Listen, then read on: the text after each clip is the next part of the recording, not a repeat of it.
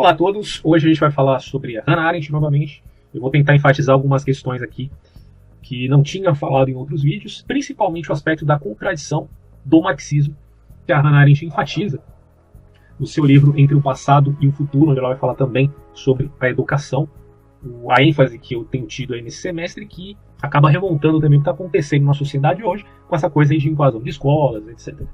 Então, primeira coisa, a gente vai trabalhar essa questão aqui que eu preparei já de antemão, nesse panorama, esse esquema, que é a Condição Humana, a obra, que é um livro também dela, da Hannah Arendt. Depois a gente vai falar um pouquinho sobre, relembrar na verdade, eu já tinha feito vídeos a respeito disso, mas sobre a crise da educação, e depois vou tratar um pouquinho desses slides aqui, tá? Então, primeiro vamos começar da condição humana. Primeira coisa que nós precisamos entender, a você que está assistindo esse vídeo e que não viu os anteriores, primeira coisa, quando se trata de Hannah Arendt, a gente tem que entender o processo aqui do que é labor, do que é obra e do que é ação. Ou a gente pode entender labor como trabalho para a sobrevivência, obra como trabalho, como artifício humano, e ação como uma abstração, como uma pluralidade dada pela tradição oral, ok? Referente, né, àquilo que nós aprendemos dos nossos ancestrais, em questões, inclusive, da própria civilização. Então esses são os primeiros pontos aqui que a gente precisa entender para depois conseguir compreender também esse aspecto relativo aí ao que nós poderíamos chamar de contradição marxista, apontado pela autora. Bom, quando você fala de trabalho e labor, você está falando do animal laborans.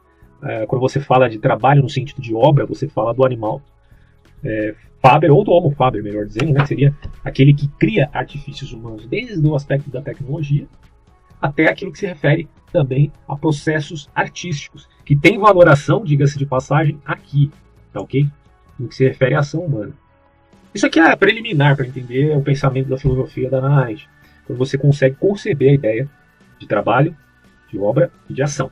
Eu falo isso aqui, né, esses parênteses, porque as traduções às vezes variam bastante os termos.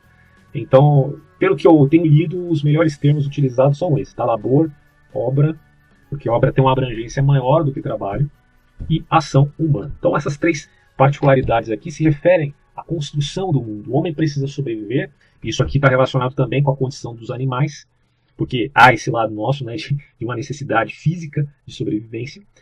Por outro momento, nós temos aí um florescer da razão, e isso faz com que nós tenhamos a habilidade, ou seja, de fabricar, é o homem que fabrica, e isso inclui os artifícios humanos, própria invenção da roda, e tudo que se vê em seguida, né, desde a descoberta do fogo em diante, nós temos aí o homem fabricando, o homem agricultor, depois o homem que vai se associando com os outros, formando, né, tribos, até chegar ao ponto de sociedades, nações, civilizações inteiras.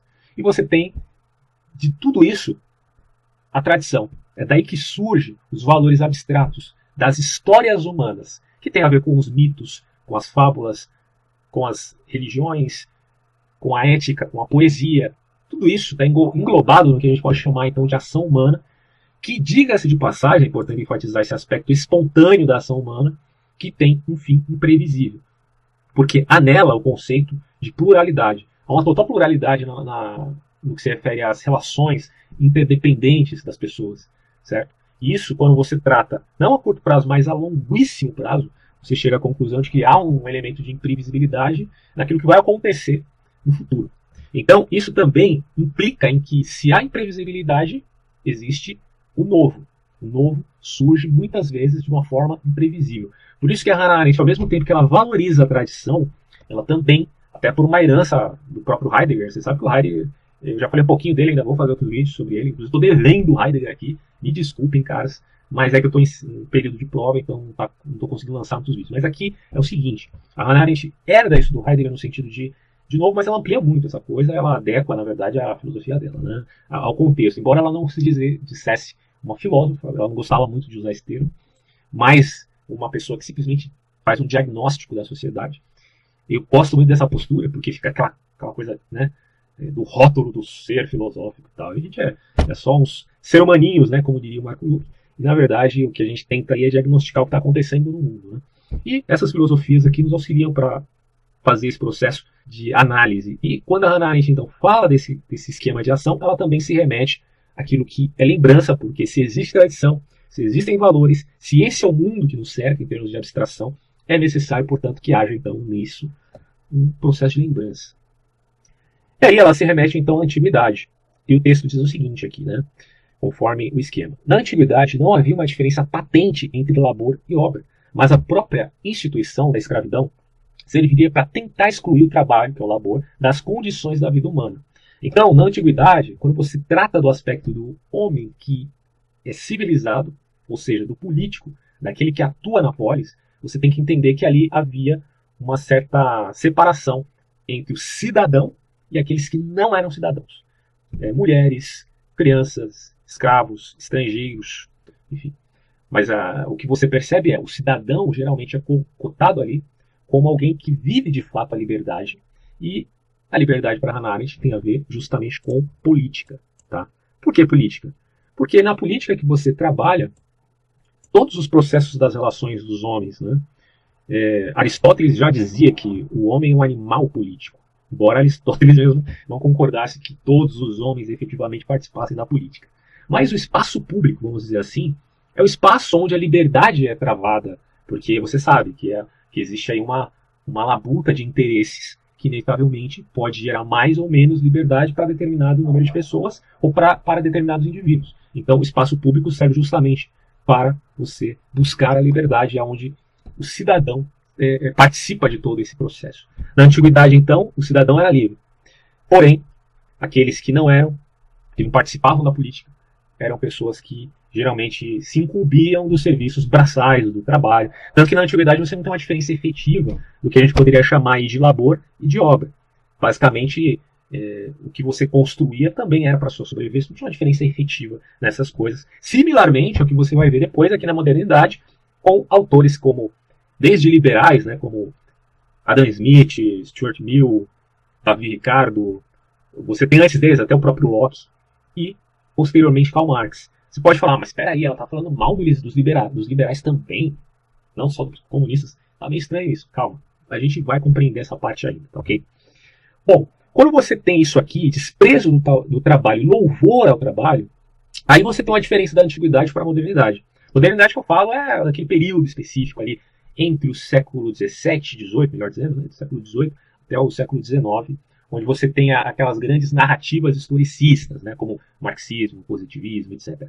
No caso aqui, da diferença dos antigos para esses modernos, é que para esses caras aqui, Locke, Smith e Marx, havia, de certo modo, um louvor ao trabalho. Okay? É nesse sentido que ela está falando. Ao contrário, quando você olha para a sociedade antiga, não havia esse louvor ao trabalho. O que havia era um certo desprezo do trabalho. Porque a agenda da liberdade ela estava vinculada justamente aqui. Liberdade e criação ao espaço público. Era aqui que existia, na antiguidade, a liberdade. Principalmente para os gregos. Tá?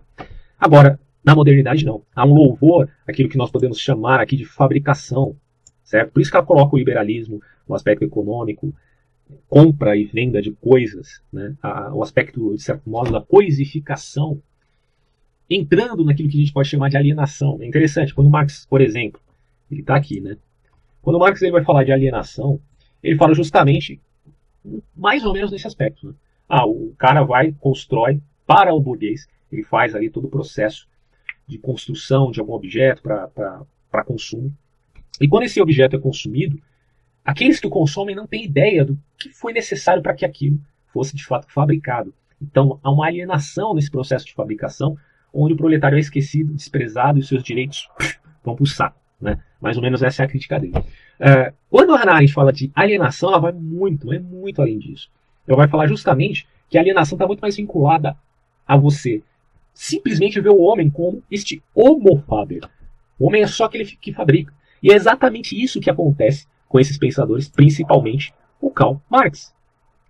Tanto que o Marx ele vai dizer que, conforme está descrito aqui, né, somente quando o trabalho é abolido, pode o reino da liberdade suplantar o reino da necessidade. Mas espera aí.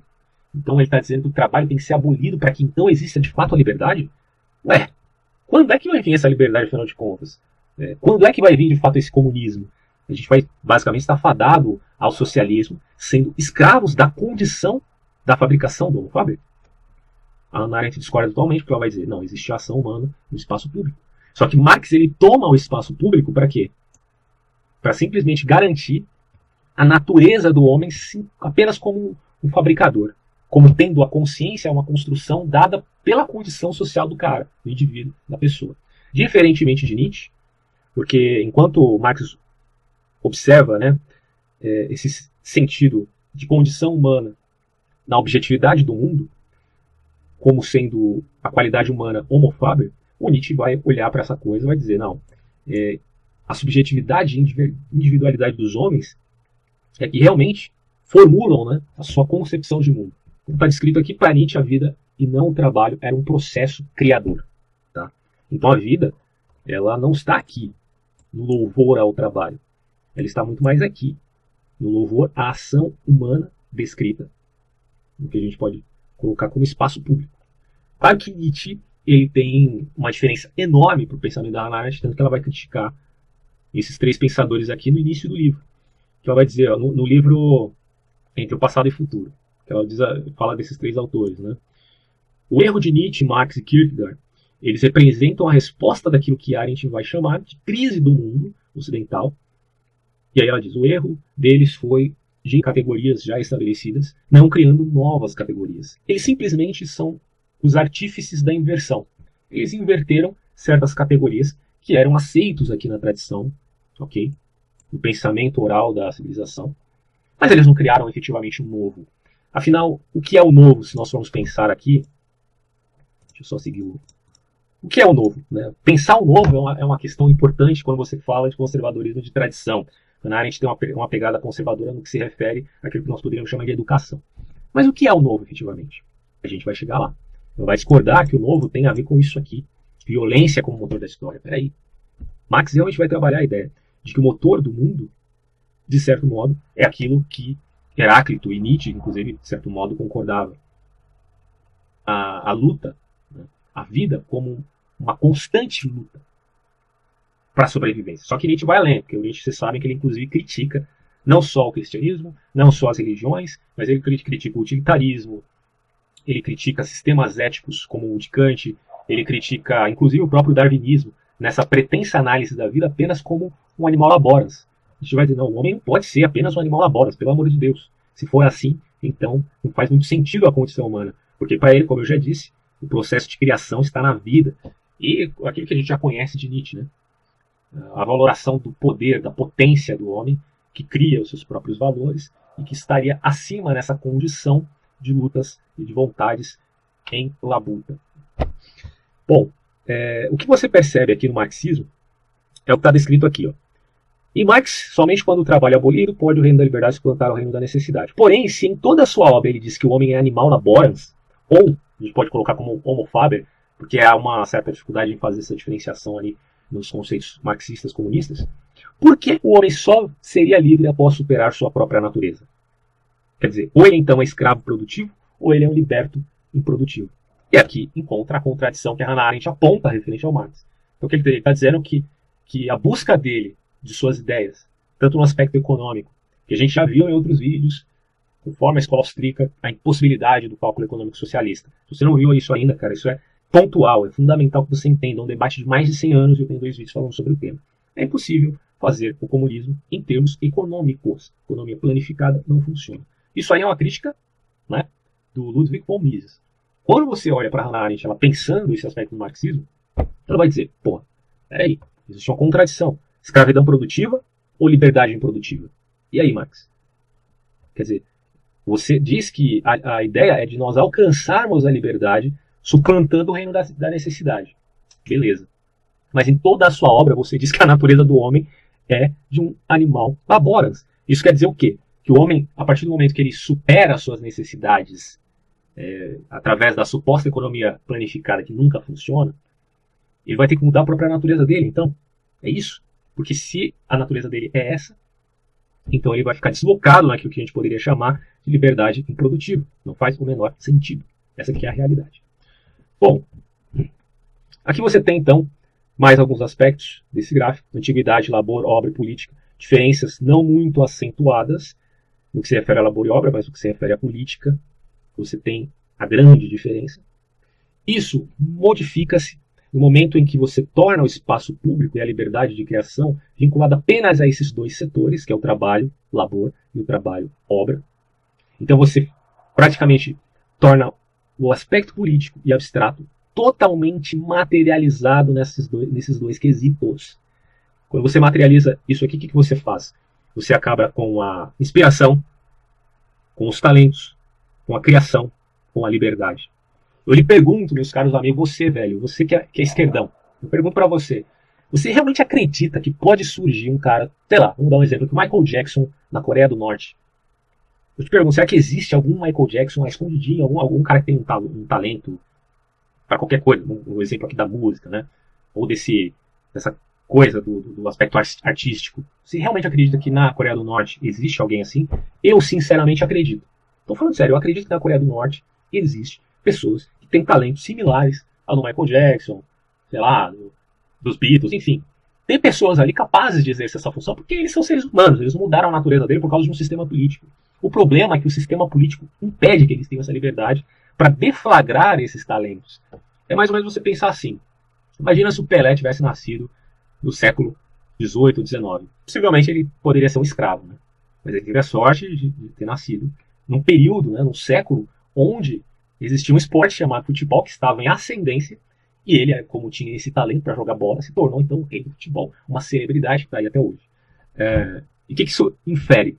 Significa que o sistema é tudo, na medida em que você procura ter liberdade para exercer os seus dons, os seus talentos. É preciso que haja uma... Bom, basicamente é isso, uma liberdade para que você possa exercer.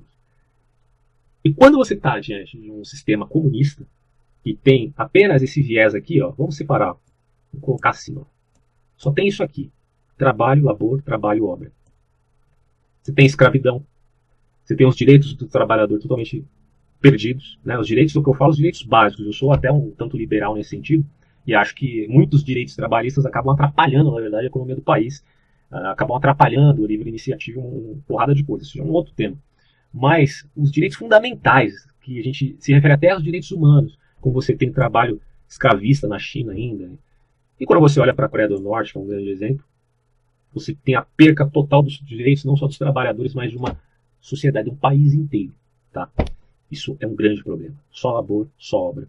Perde-se os valores, perde-se as lembranças, perde-se a linguagem, as experiências, as relações com a tradição, a espontaneidade e a proteção do próprio novo, porque o que protege o novo é isso aqui. Os progressistas vão dizer não, que não, né? Ah, não, isso aqui serve apenas como freio para as coisas novas. Espera aí, cara. Pensa comigo, se você tem um carro e esse carro não tem freios, você acha que realmente você consegue andar com ele com toda a segurança do mundo? É óbvio que não. O freio de uma sociedade é justamente o pensamento conservador que valoriza aqueles elementos tradicionais. Eles servem como um freio, como uma prudência, mas eles não são contra o acelerar em momentos necessários. Eu acho que esse exemplo do carro é muito esclarecedor, né?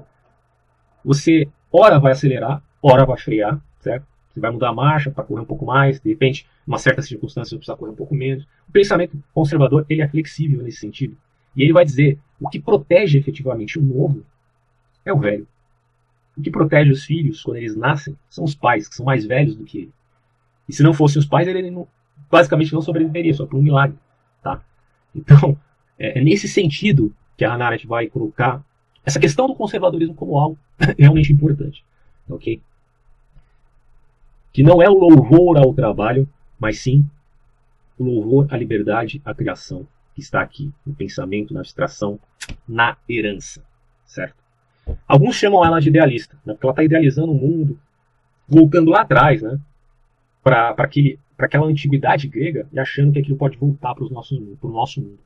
Mas, se a gente for pensar bem, não é necessariamente isso que ela quer. Ela quer simplesmente diagnosticar e não trazer uma solução efetiva do que a gente pode fazer para a nossa sociedade. Mas ela simplesmente está dizendo que a nossa sociedade está massificada justamente porque existe um louvor excessivo ao trabalho na modernidade, que não que ela utilize efetivamente esse termo, mas que acaba coisificando demais a condição do homem.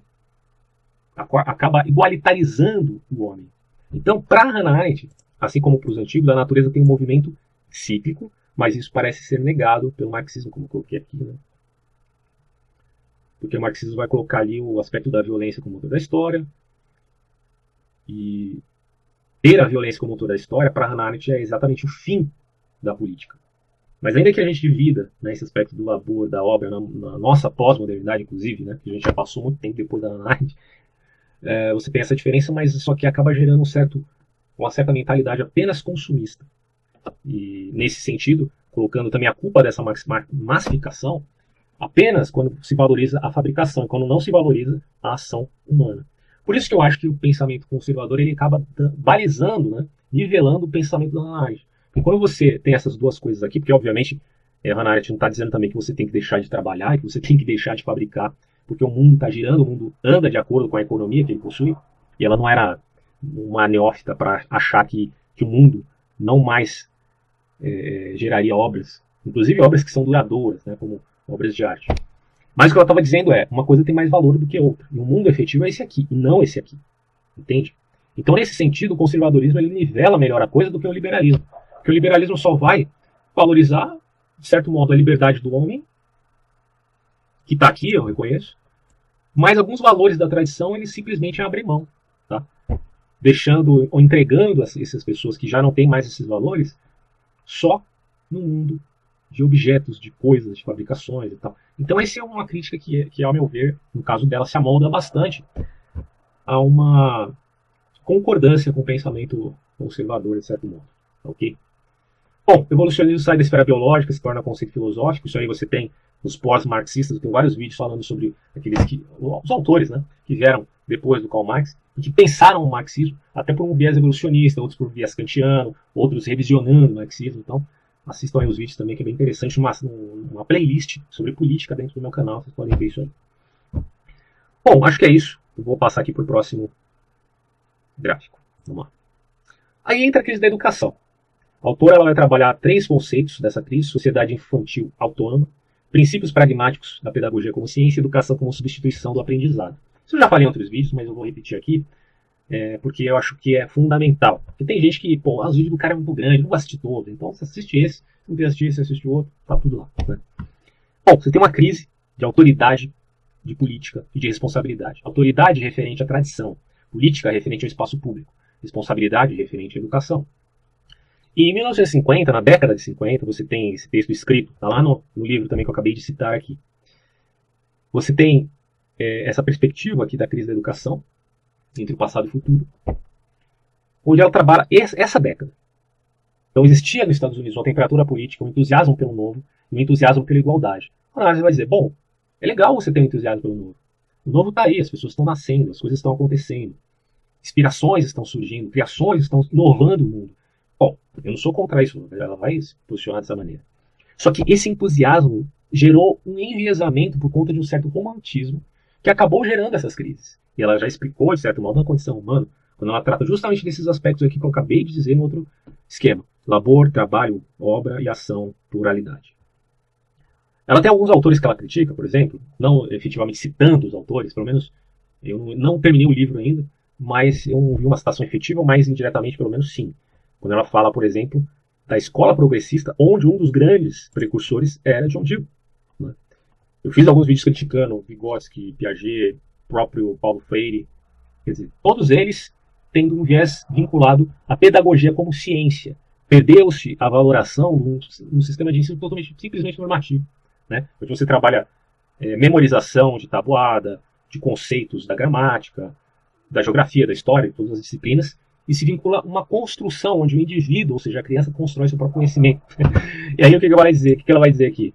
Que isso significa apagar as diferenças entre jovens e velhos, entre dotados e superdotados, entre alunos e professores, entre crianças e adultos. Ela diz isso justamente porque existe uma coisa muito simples nesse processo do novo, porque você tem aqui, né, nascimento da criança. Entre o nascimento da criança e o mundo, não só o mundo da obra, mas como o mundo da ação. Então, entre isso aqui, nascimento, e isso aqui, ação, ela vai dizer, existe um novo conceito, que é o de natalidade. Ou seja, a natalidade, conforme eu coloquei aqui, ó, aqui, ó, natalidade está aqui, é a essência da educação.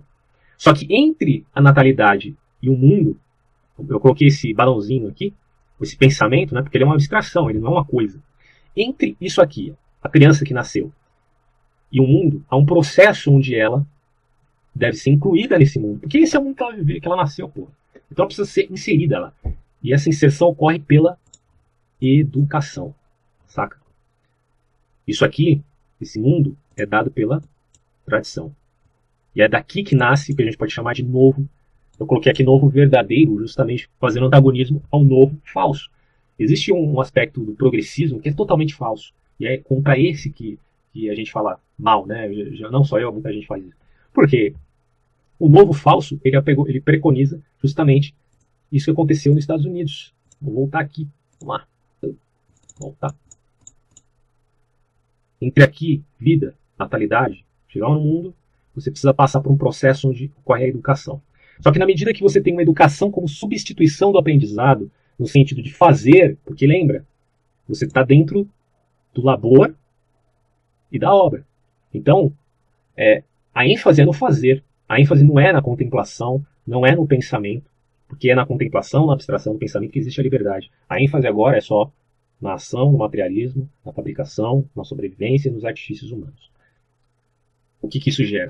Simplesmente o que a gente pode chamar de militância. Não é à toa que quando surge a ideia de transformar Paulo Freire no patrono da educação brasileira, significa exatamente você minar os valores referentes à natalidade. Porque agora a natalidade não se refere a uma educação formal, se refere a uma educação militante, onde aquele indivíduo que nem está sequer preparado para viver na pluralidade do que a gente poderia chamar de espaço público, certo? Ele agora é jogado lá com valores simplesmente do fazer, do agir, e não do como fazer e do como agir. Entendeu? E isso gera o que ela colocou aqui, que eu já enfatizei, igualitarismo. Ah, mas igualitarismo não é bom? Cara, quem disse que igualitarismo é bom? E aí entra essa questão da massificação, sociedade saudável e sociedade de massa. Você tem família e você tem a polis. Na antiguidade, a família era muito diferente. Grupos sociais, se você se voltar ao aspecto da antiguidade, você vê frátrias, você vê tribos, que eram separadas, indiretamente falando, da polis. Os valores da polis eram um, os da tribo da prátria era outro, os da família era outro. Então você tinha na família uma liberdade e também a diferenciação dos papéis sociais que era fundamental. Tá? Embora isso gerasse alguns problemas, né? Porque esse aspecto da igualdade perante a lei na sociedade antiga até existia, mas era muito enfraquecido por causa de uma separação efetivamente drástica. Então se um pai, por exemplo, cometesse um crime contra o filho, filicídio, né? Matando a criança para ela nascer doente, como acontecia muito na antiguidade, ele queria um menino, nasceu uma menina, enfim. Bom, não tinha uma lei muito efetiva para lidar com isso. Mas hoje, no mundo moderno, isso é possível. Você tem uma igualdade perante a lei e, basicamente, eu não sou contra isso. É necessário, sim, ter igualdade perante a lei. Tá? Agora, na medida que você tem uma sociedade de massa, o que acontece? Os grupos sociais, eles acabam mitigando a liberdade da família e, basicamente, a família é tragada, de certo modo, pelo grupo social. E esse grupo social, por sua vez, pela polis, pela cidade, pelo Estado, pela sociedade em geral. E aí, você perde os valores dos papéis sociais da família, dos grupos sociais e da polis, porque fica tudo homogeneizado. E aí ela vai dizer, isso é uma sociedade de massa. As pessoas agora são jovens e velhos igual, né? Os dotados superiores, não existe mais mérito. Inclusive na escola, né, o que geralmente motivaria as pessoas seria o mérito. Na economia, o que motivaria as pessoas também seria o mérito. Isso tudo é perdido, porque há uma homogeneização. Isso é um problema. Na economia liberal, efetivamente, não a economia capitalismo de Estado. Estou falando capitalismo no sentido de livre iniciativa. Uma coisa é uma coisa, outra coisa é outra coisa. Quando você tem capitalismo de livre iniciativa, o mérito é valorizado. Né? E isso traz uma certa desigualdade saudável. Tá? Bom, nesse sentido, isso acaba sendo perdido na massificação de um Estado inchado, de um Estado muito forte, de um Estado que intervém. Intervém tudo. Intervém na educação no sentido de homogeneizar a educação, tornando tudo igual. Os padrões são iguais, as pessoas são iguais, os valores são determinados de uma maneira a tornar tudo padronizado, e essa massificação é extremamente perigosa, porque é aquela coisa, a arbitrariedade dos valores que se perde diante da pluralidade dessas mesmas coisas. Porque é o que eu sempre digo, né? Quando você vai falar de valores, você tem uma pluralização, ao passo que você também tem aqueles valores que são nivelados. Ou seja, aqueles valores que são vencedores por mérito próprio. Então você não deixa de avaliar a questão do mérito dos valores, dos méritos, dos gostos. Você faz diferenciação, meu querido, entre música clássica e entre funk podreira. Né? Que hoje em dia até falar de diferenciação entre música clássica e funk já virou uma coisa que as pessoas ficam sentidas agora, porque não pode, são iguais, não são diferentes, não. Isso é um absurdo completo. Quer dizer, se perdeu o conceito de mérito, se perdeu o conceito de gostos mais elevados. Até o David Hume, que era um cético, acreditava nessa diferenciação do gosto, embora ele tenha toda uma peculiaridade para pensar nesse assunto. Né? Eu tenho um vídeo sobre ele, também pode assistir. Bom, a modernidade então se tornou uma sociedade de massa. Isso caracteriza-se por levar o homem a uma total alienação. Isso também, a alienação, cai em termos de fugas teleológicas, porque há nelas uma uniformidade. Todo mundo tem que ser igual. É mais ou menos aquele pensamento cientificador. Né? Eu geralmente faço uma diferença entre santificado e cientificado. Quando você fala de religião, isso é muito importante diferenciar. Porque o cientificado, ele tem uma compreensão da vida sempre uniforme. Todos têm que ser iguais, exatamente iguais. Todos têm que vestir a mesma roupa, pintar o cabelo do mesmo jeito, falar da mesma maneira, fazer tudo igual. Né? A sociedade está virando uma sociedade cientificada, meus caros. Não no quesito religioso, mas no quesito ideológico. Isso é um grande problema.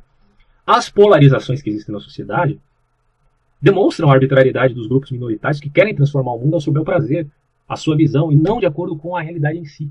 Isso também é aquela coisa da democratização dos gostos, que é totalmente diferente da democracia de um Estado polarizado. Uma coisa é a polarização do Estado, que você tem pensamentos distintos que vão se equilibrando ali para não gerar totalitarismos, né, unilateralidade, aquele conceito de unipartidarismo imperfeito. Tal. Isso é bom, você tem polarização no Estado.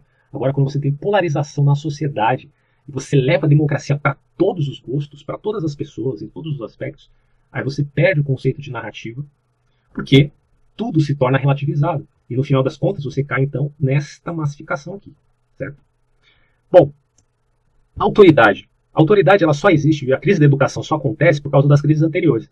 Por que teve crise na educação? Porque teve crise na autoridade. Por que teve crise na autoridade? Porque teve crise na tradição. Por que teve crise na tradição?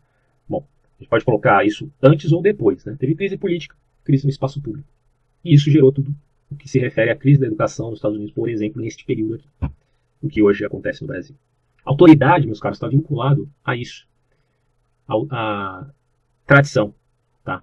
Sem a tradição, você não tem aquilo que a gente pode chamar de verdadeira autoridade. Porque a autoridade só pode se referir àquilo que serve para contar histórias e para conservar os valores, certo? Então, a natalidade, ela tem esse vínculo com o labor e com o trabalho, sim, mas muito mais com a ação plural. E o verdadeiro progresso é justamente esse. Tá? Os comentários que eu coloquei aqui. Ó. A pluralidade dos grupos sociais estaria sendo absorvida por uma sociedade única, assim como a unidade da família foi absorvida pelos grupos sociais. É natural que uma nova geração seja inovadora e progressista. Mas justamente por isso que devemos equilibrar a balança com uma educação conservadora. Assim, é o conservadorismo não ideológico. Tá? Estou falando do conservadorismo que aceita as evidências, as descobertas, os argumentos espontâneos. Ele não nega isso por conta de defender a perspectiva reacionária. Isso, para mim, não é nem conservadorismo. Conservadorismo é aquele que é prudente. Então, ele não é ideológico e ele preserva o novo. Aquela coisa do freio do carro. Um carro sem freio provoca mortes, provoca acidentes.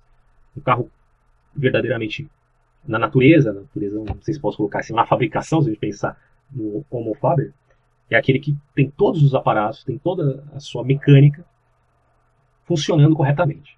Então, se a gente quiser olhar a sociedade de forma mecânica, pelo menos que nós olhemos a essa sociedade considerando todas as suas funcionalidades em perfeita ordem. Agora, para mim, o ideal é olhar a sociedade sempre como algo orgânico, porque essa é a perspectiva basicamente natural de uma visão mais conservadora do mundo. Tá?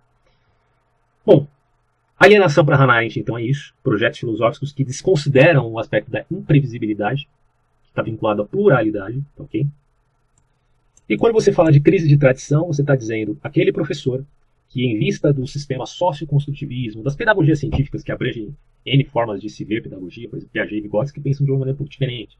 Enfim, você chega à conclusão de que eles abandonam o aspecto de disciplina e de autoridade, porque eles meio que têm medo disso. Oh, não, a gente vai virar um nazismo, oh, meu Deus. Isso é uma balela, porque eles estão descaracterizando, né, aquilo que a gente pode chamar de um verdadeiro conceito de autoridade e misturando esse conceito que é legítimo com aquilo que a gente pode chamar de arbitrariedade, totalitarismo, que até é um pouco diferente do aspecto da ditadura no mundo antigo, né, que é bem diferente, mas enfim.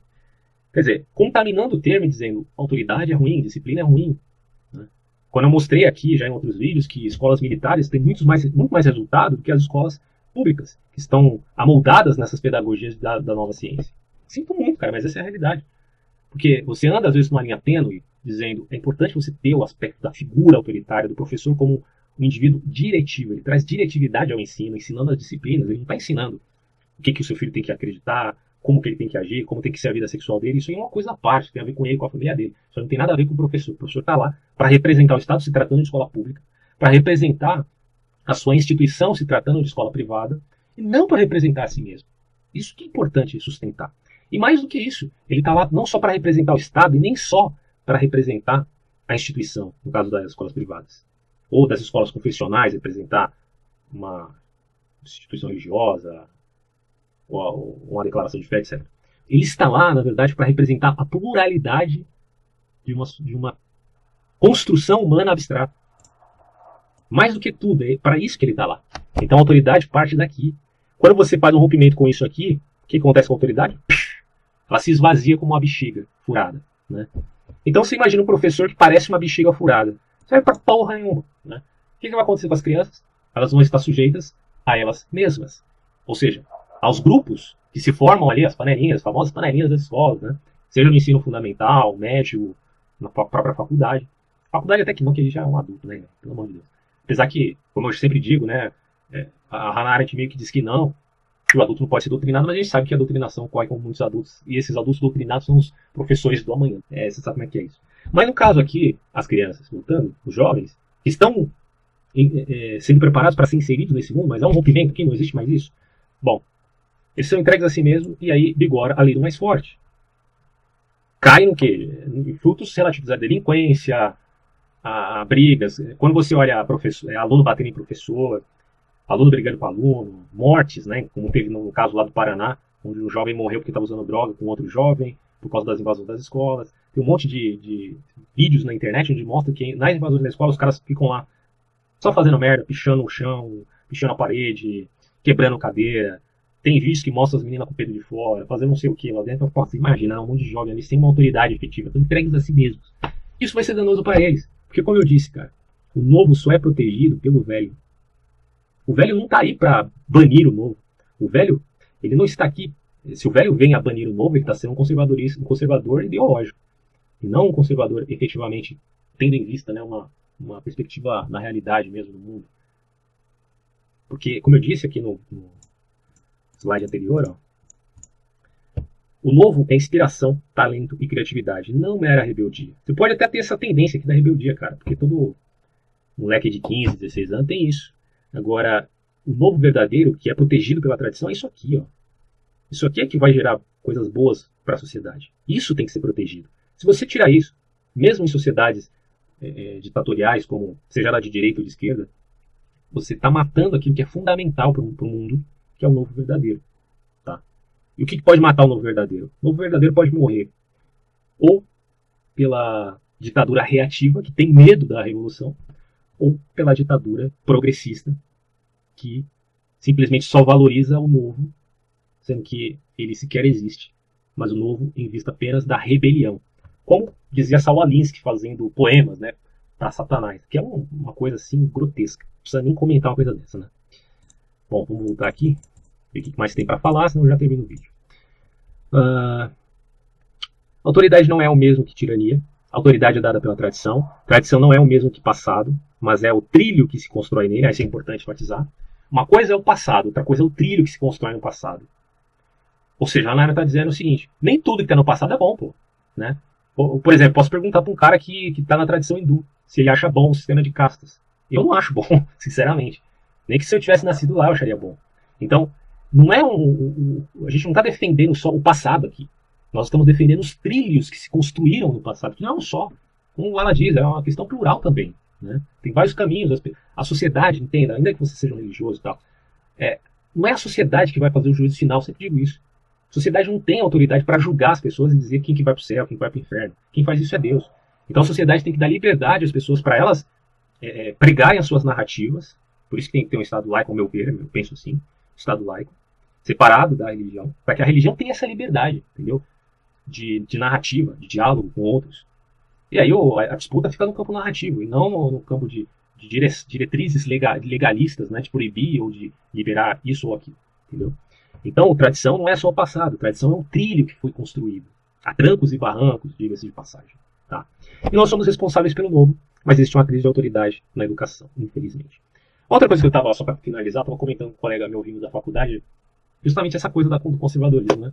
Como pensar isso? Quer dizer, ao mesmo tempo que uma sociedade ela tem que disponibilizar a liberdade, ela também tem que conservar, né, alguns valores. Mas será que essa conservação de valores também não acaba libando a liberdade, por um lado?